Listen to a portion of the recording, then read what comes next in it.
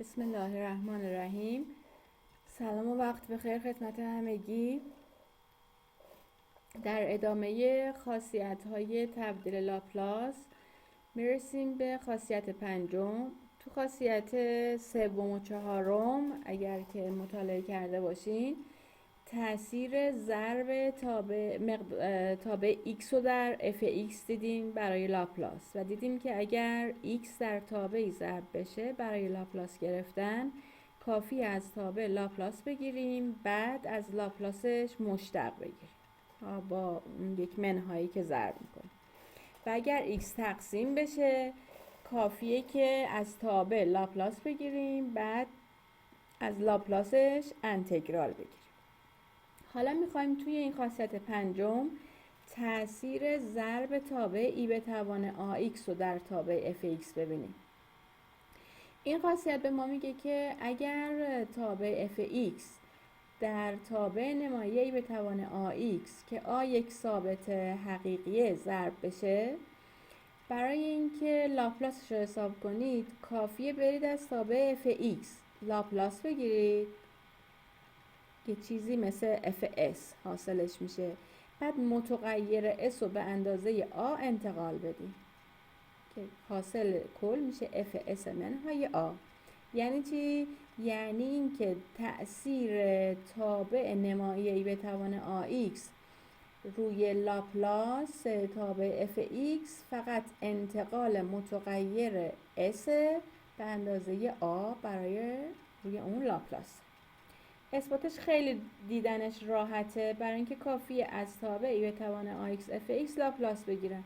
بیاین لاپلاس ای به توان ax fx رو بنویسیم. طبق تعریف انتگرال از 0 تا بی نهایت ای به توان منهای s x تابع که اینجا تابعمون هست ای به توان ax fx dx.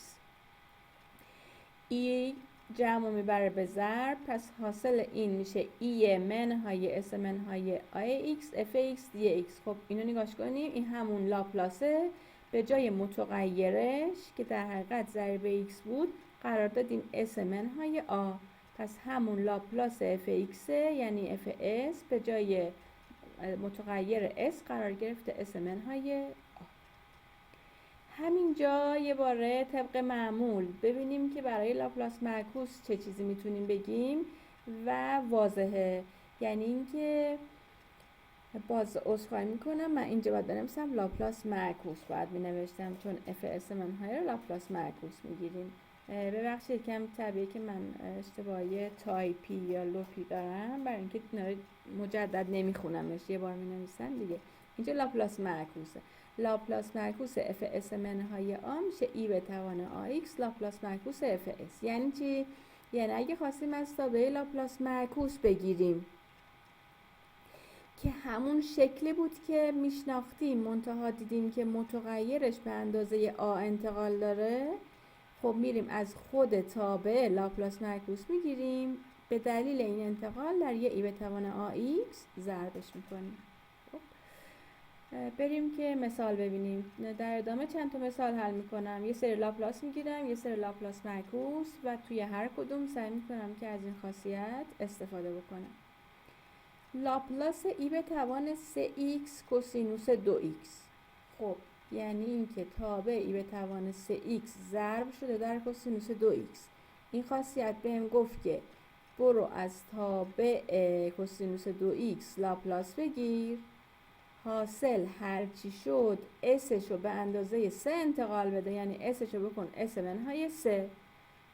لاپلاس کوسینوس 2x هم که از s تقسیم بر s2 به اضافه 4، پس s باید بشه s منهای 3، یعنی میشه s منهای 3 تقسیم بر s منهای 3 به توان 2 به اضافه 4.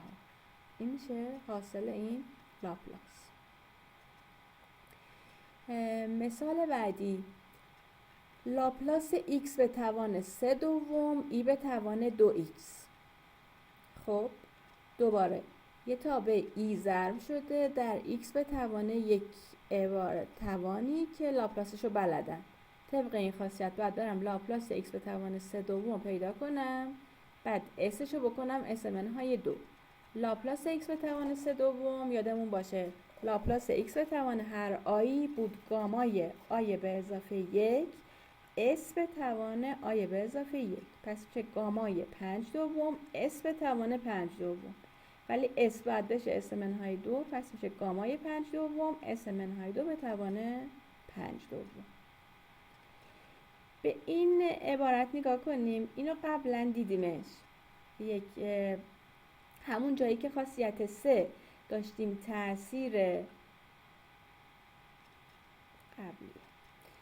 تأثیر ضرب x رو میدیدیم، گفتیم که با استقرا نشون بدید، اگه یادتون باشه تمرینی بود که با استقرا نشون بدید که لاپلاس x به توان n ای به توان ax میشه همچین چیز. اونجا چی کار میکردیم؟ اونجا ای به توان ax رو گرفتم fx و x به توان n رو تأثیرش رو حساب کردم و گفتیم میشه لاپلاس ای به توان ax n بار مشتق بگیرید. درسته؟ چون داشتیم از خاصیت سوم استفاده میکردیم. حالا اینجا بیاین با یه نگاه دیگه، یعنی از خاصیت پنجم نگاه کنین به این انگار تابع x به توان n که ای به توان ax توش ضرب شده. درسته؟ لاپلاس x به توان n بود n فاکتوریل s به توان n به اضافه 1 sش به اندازه a انتقال پیدا میکنه. پس چه از x نگاه کنم خاصیت 3 چه خاصیت 5 میتونم به دو جور نگاش کنم به یه نتیجه برسم. تو این مثال نمیتونم چون x توانش صحیح نیست که بگم از خاصیت 3 استفاده کنم، ولی اینجا اگه طبیعی بود میشه از خاصیت سوم استفاده کرد. خب مثال بعدی، لاپلاس کوسینوس هایپربولیک 2x به رادیکال x. شکلش یکمی انگار که فرق داره با چیزایی که داشتم، ولی یکمی حواسم جمع کنم دیدم که خیلی فرقی هم نداره. رادیکال x از x به توان منهای دوم. کوسینوس هایپربولیک اگه بخوام بگم که x به توان منهای دوم ضرب شده در یه تابعی که معنی نداره، چون خاصیت 3 میگفت x ضرب بشه، پس باید x به تعداد صحیحی، به تعداد طبیعی ضرب بشه که اون خاصیت 3 قابل استفاده بشه.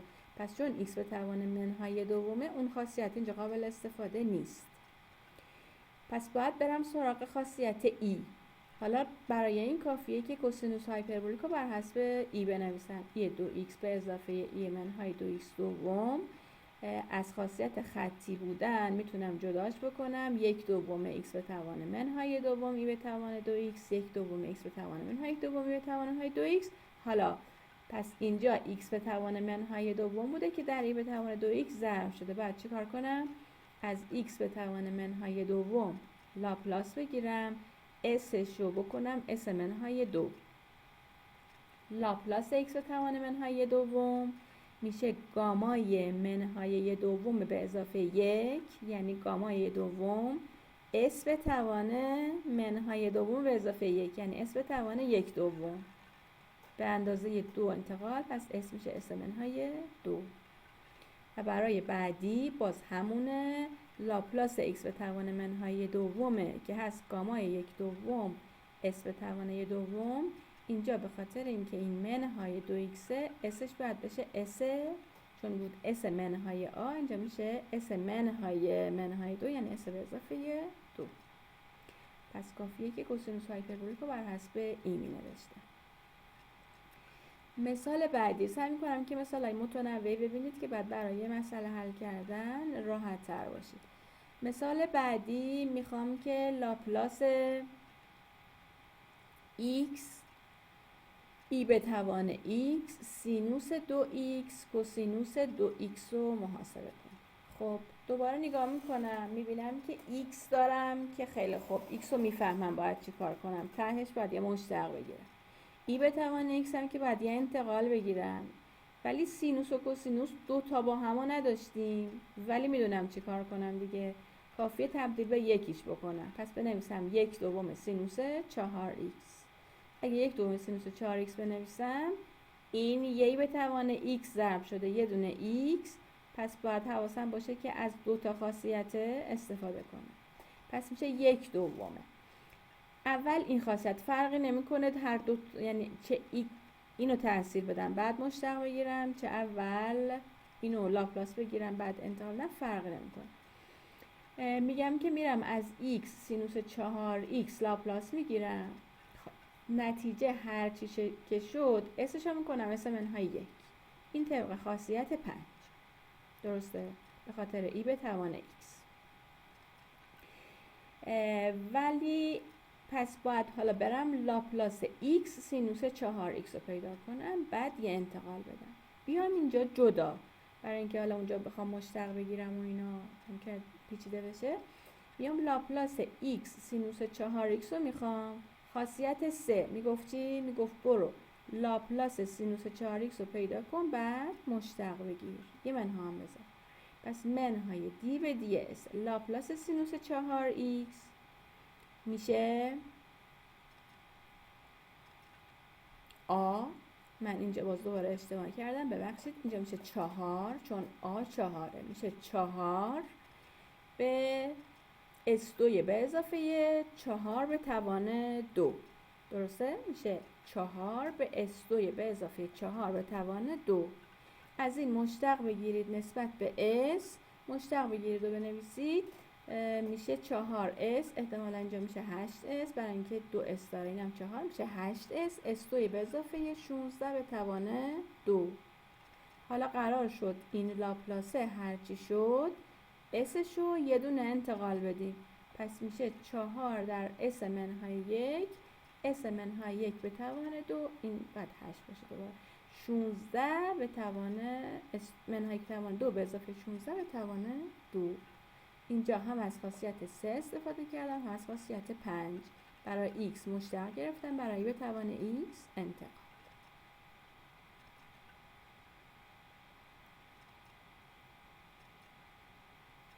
خب حالا تو چند تا مثال بعدی میخوام یک کمی لاپلاس معکوس بگیرم. لاپلاس معکوس یه همچین چیزی رو میخوام، اس منهای 2 S2 به اضافه 4 S به اضافه 5. خب یادتون بیاد برای لاپلاس معکوس گرفتن دوباره تاکید میکنم، اونایی رو راحت بودیم که توی مخرج یا توانی از S بودن یا به شکل S2 به اضافه A2 بودن یا S2 منهای A2. کاری که میکردیم اگه ترکیب از اینا بود سعی میکردیم تا اونجایی که ممکنه تفکیک کسر انجام بدیم، به کسرای ساده تر تجزیه کنیم، بعد تک تکش رو بتونیم حلشون بکنیم. خب حالا اگر که این مخرجه تجزیه نمیشد، یعنی یک مرتبه دویی بود که ریشه نداشت و تجزیه نمیشد، مثل این S2 به اضافه 4 S به اضافه 5، اینجاست که قاعدتاً برای اینکه به فرم S2 به اضافه A2 یا S2 منهای A2 در بیارم باید تبدیل بکنم به مربع کامل. خب پس اینجور مواقع میرم مربع کاملش میکنم. بر مربع کامل مثلا این S2 به اضافه 4 S به اضافه 5 میشه S به اضافه 2 به توان 2 به اضافه 1. حالا میبینین این به فرم S2 به اضافه A2 هست، منتها مشکلم اینه که اینجا یه دونه انتقال داره، ولی با این خاصیت 5 دیگه مشکل انتقال حل شد. میفهمم که اگه اسم S به اضافه یه چیزی یا S منهای یه چیزی بود، این تاثیر ضرب ای بوده، پس دیگه نگرانش نیستم. خب پس اینو مربع کامل میکنم. حالا تو صورت بود S منهای 2. حالا برای اینکه کسرم ساده تر بشه دوباره این کار میکنم، یه 2 کم و زیاد میکنم، این میشه S به اضافه 2 منهای 4 که S به اضافه 2 رو با این بگیرم 4 رو با این، میشه از خطی بودن میشه لاپلاس معکوس S به اضافه 2 S به اضافه 2 به توان 2 به اضافه 1. حالا نگاه میکنین این عین همون S به S2 به اضافه 1، فقط Sش یه انتقال داره. خب خاصیت 5 چی میگفت؟ میگفت برو از همون تابعه بدون انتقاله لاپلاس معکوس بگیر، یعنی از S به S2 به اضافه 1 لاپلاس معکوس بگیر که میشه کوسینوس x، بعد در یه ای به توان منهای 2x، یعنی اون چیزی که اینجا انتقالش دادیم ضربش کن. پس حاصل این عبارت هست ای به توان منهای 2x کوسینوس x. باز دوباره اینجا منهای 4 که ضریب بشه هیچی. این هست لاپلاس وارون انگار 1 به s2 به اضافه 1. لاپلاس وارون 1 به s2 به اضافه 1 بود سینوس، ولی به خاطر این دوه خاصیت 5 میگه این دلیلش یه ضرب ای به توان منهای 2x بوده. پس بریم از 1 به s2 به اضافه 1 لاپلاس وارون بگیریم، یه ای به توان منهای 2x ضربش بکنیم، ای به توان منهای 2x سینوس x. خب پس از اینجا به بعد اون مخرجایی که دیگه ریشه ندارنم برامون حلن، یا به فرم s2 به اضافه a2 نیستن. کافی مربع کامل کنم. مربع کامل باعث ایجاد یک انتقال رو s میشه که با ضرب ای مسئله حل میشه و مشکلی نیست. مثال بعدی، لاپلاس وارون s به s به اضافه 1 به توان 5. خب باز دوباره اگه بتونم فقط مخرجات توان از s باشن حله. میرم اینو یه دونه یک کم و زیاد میکنم. اگه یه دونه یک کم و زیاد کنید و تقسیم کنید، این یکی میشه 1 به s به اضافه 1 به توان 4، این میشه 1 به s به اضافه 1 به توان 5. حالا این از اوناییه که به فرمای مختلف دیدیم، از همون بعد خاصیت سوم تاله هی راجبش حرف زدیم مثالاشو.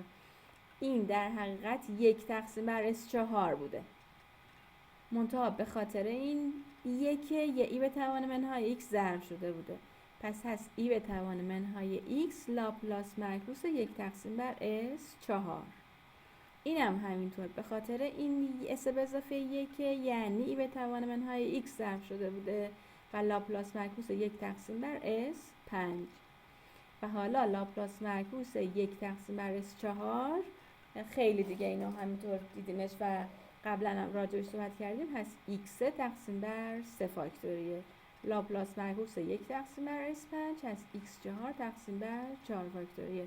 یادآوری میکنم که داشتیم لاپلاس x به توان n از n فاکتوریل s به توان n به اضافه 1. پس لاپلاس معکوس 1 تقسیم بر s به توان n به اضافه 1 میشه xn n فاکتوریل. به خاطر همین 1 تقسیم بر s4 میشه x3 3 فاکتوریل، 1 تقسیم بر s5 میشه x4 4 فاکتوریل. پس این به خاطر همون لاپلاس اولی است. یه مثال دیگه که یک کمی بازی کوچولو تفاوتی داره اینه که میخوام لاپلاس وارون 3s به اضافه 1 تقسیم بر 4s2 به اضافه 4s به اضافه 5 رو پیدا کنم. خب فعلا تفاوتی که با قبلیا داره اینه که ضریبای s هم یک نیستن، درسته؟ چون هرچی که تا حالا حل میکردم حداقلش این بود که ضریبای s یک بودن، ولی اینکه حالا تفکیک کسر کنم، کارهایی که داشتیم تکنیکاش این بود دیگه، تفکیک کسر یعنی تجزیه، تفکیک کسر، اگه نشد مربع کامل، درسته؟ این 3 تا کار برای لاپلاس معکوس گرفتن. حالا چون ضریبا یک نیستن، پس اول ضریبا رو 1 میکنم، بعد میرم سراغ اون کارو. ضریبا رو 1 کنم، یه 3 و 4 از صورت و مخرج میارم بیرون، 3 چهارم، این s به اضافه 1 سوم، s2 به اضافه s به اضافه 5 چهارم. حالا دوباره این مخرج تجزیه شدنی نیست، پس این کسر تفکیک شدنی نیست. باز دوباره دارم تاکید میکنم اگر این کسر یعنی این مخرج تفکیک میشد، مخرجش تجزیه میشد، اولین کار اینه که تجزیه کنم، تفکیک کسر کنم، چون که مخرجا ساده تر میشه. ولی اگه نشد مربع کامل. حالا این دیگه تجزیه نمیشه، پس مربع کاملش میکنم. مربع کاملش میشه s به اضافه 1 دوم به توان 2 یعنی s2 به اضافه s، یه دونه 1 چهارم دارم، پس به اضافه 1 زیاد میاد، میشه s به اضافه 1 دوم به توان 2 به اضافه 1 s به اضافه 1 سوم. حالا برای اینکه دوباره اینو ساده ترش بکنم، یکیشو به کسر می نویسم که s به اضافه 1 دوم داشته باشه تو صورت، یکیش نداشته باشه. پس دوباره 1 دوم کم و زیاد میکنم، میشه s به اضافه 1 دوم منهای 1 ششم. این عبارت از خطی بودن میشه 3 چهارم اس به اضافه 1/2 اس به اضافه 1/2 به توان 2 به اضافه 1 یعنی جمله اول رو با مخرج گرفتم. بعدی دوباره این 3/4 در 1/6 که میشه 1/8 لاپلاس معکوس 1 به اس به اضافه 1/2 به توان 2.